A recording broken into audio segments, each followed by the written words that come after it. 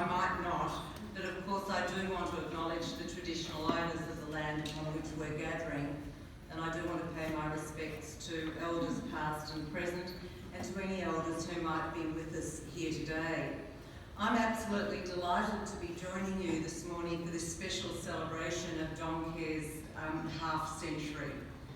I don't think that any amongst us can imagine Victoria without the agencies that offer practical help and enormous kindness to those who need it.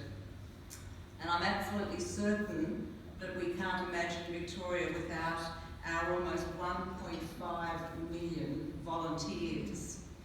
I was keen to be here today as Doncare is such a shining example of both that practical help and kindness and our wonderful spirit and ethos of volunteering.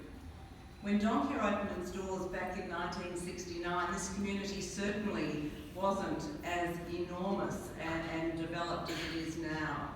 And it was responding then to the need to support local families in the rapidly growing Doncaster and Templestowe area. It started, as I'm sure most of you in this room know, with a small group of local church ministers and 22 enthusiastic volunteers who initiated community consultations, and from there primarily started a counselling service. Well, you fast forward to today, and not many of us can achieve in 50 years what Doncare has achieved. Now more than 500 volunteers, and I'm glad that we're joined by so many of them today. Doncare obviously provides counselling as well as a range of all sorts of important services, whether it's helping with emergency relief, with a fantastic emphasis on family violence prevention and recovery that we know is so necessary in our community, in all the small and the large ways, helping people when they just need a little bit of extra help, a little bit of extra food, perhaps a fuel bill being paid for them. The services translate into all sorts of programs that are very thoughtfully tailored for the local community. You know them better than I do, so I'm not going to tell you all the programs. One that particularly caught my eye was a walking group, a seniors walking group. I just think that is clever from every possible perspective. To have the more senior people in our community exercising is important, as it is for all of us, and to have people brought together and just enjoy each other's company while they're doing it is absolutely a wonderful way to keep our seniors active and engaged. I think that a testament to the regard in which Doncare is held is that it's recently been selected by our Department of Health and Human Services to pilot the Intensive Family Services Initiative.